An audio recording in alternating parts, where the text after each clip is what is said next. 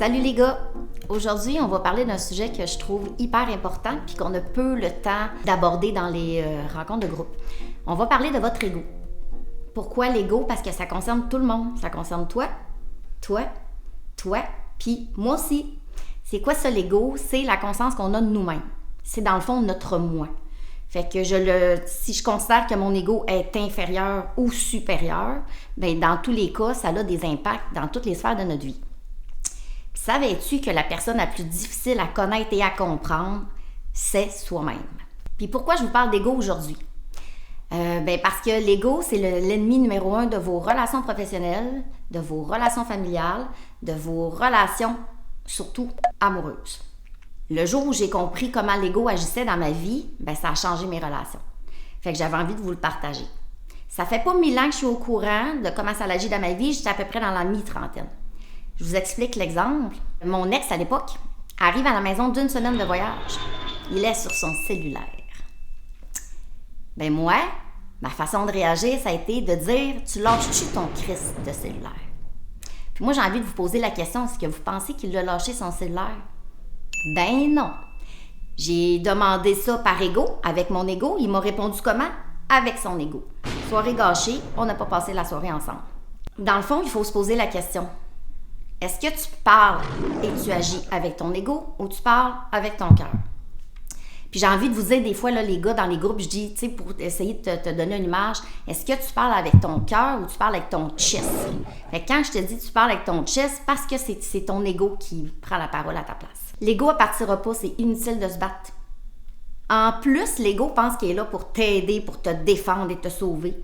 Fait que quand elle sent que tu es menacé, que tu es inconfortable, que tu doutes de toi, que tu n'es pas certain, ton ego arrive à la rescousse puis elle est là pour te protéger. Fait que l'ego, dans le fond, elle veut gagner puis elle parle fort. Dans le fond, ton ego n'est pas capable de comprendre les vraies émotions puis tes vrais besoins.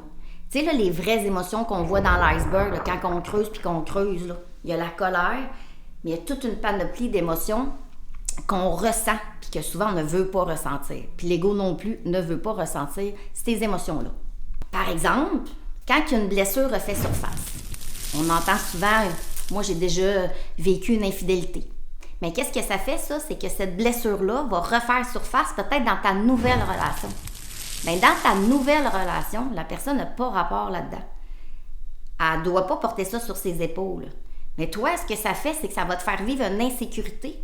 Puis ça se peut qu'à cause de ça, ton ego te fasse agir ou parler d'une façon qui va te nuire. Par exemple, comment ton ego peut prendre la place, prendre la parole? C'est ton ego qui parle quand tu te critiques ou tu critiques les autres, quand tu te compares, en mieux ou en pire, quand tu te justifies, tu te défends pour avoir raison, quand tu mens. Quand tu exagères en utilisant le fameux jamais ou toujours, ça vous a déjà arrivé de dire on fait jamais l'amour. Quand que tu as besoin de reconnaissance, tu as besoin de dire ce que tu as fait, alors que dans les faits, on n'a pas besoin de remercier l'autre parce qu'elle a fait des tâches à la maison. Quand aussi tu te victimises, ça veut dire que tu joues à la petite victime. Ça, c'est ton ego qui parle aussi. Quand tu n'écoutes pas l'autre, tu coupes la parole. Tu vas avoir le dernier mot. Là aussi, c'est ton ego qui parle. Comment reprendre le contrôle de son soi, de son moi, comme je disais tantôt? L'ego, c'est nous.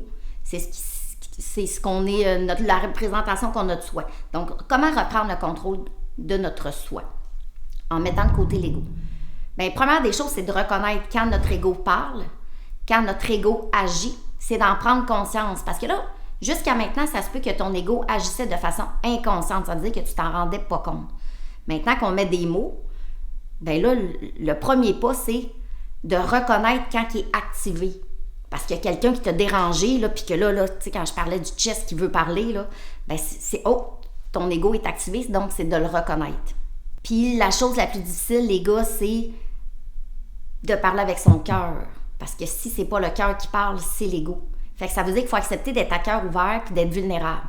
Qu'est-ce que j'aurais dû dire à mon ex, moi, quand il avait son cellulaire?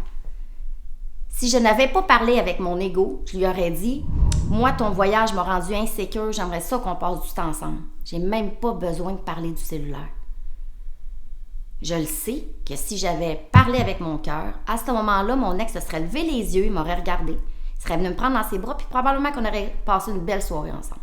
Ça leur été parlé avec mes vrais besoins, mes émotions, sans ego. Donc, accepter d'être vulnérable. C'est important de comprendre que l'ego, c'est un mauvais maître. C'est le mauvais maître dans ta vie. Par contre, ça peut être un très bon serviteur. Qu'est-ce que je veux dire? C'est que si tu t'en vas postuler pour un nouvel emploi, tu t'en vas passer une entrevue, tu en as besoin de ton ego parce que tu t'en vas vendre ta salade. Quand tu vas commencer un nouvel emploi, la première journée que tu veux faire tes preuves, ton ego va peut-être être nécessaire. Un autre exemple qui pourrait peut-être vous parler, quand tu vas t'entraîner et tu veux pousser plus fort que la dernière fois, c'est ton ego. Mais là, c'est correct. Il te sert très bien. Donc, faire la différence entre est-ce qu'il est maître de ta vie ou il fait juste te servir. Donc, j'espère que tu as bien compris l'ego. Puis qu'à partir de maintenant, tu vas un peu plus analyser tes comportements et ce que tu dis, ce que tu fais, en étant un peu à l'extérieur de toi, en te regardant agir. Fait que, on en reparle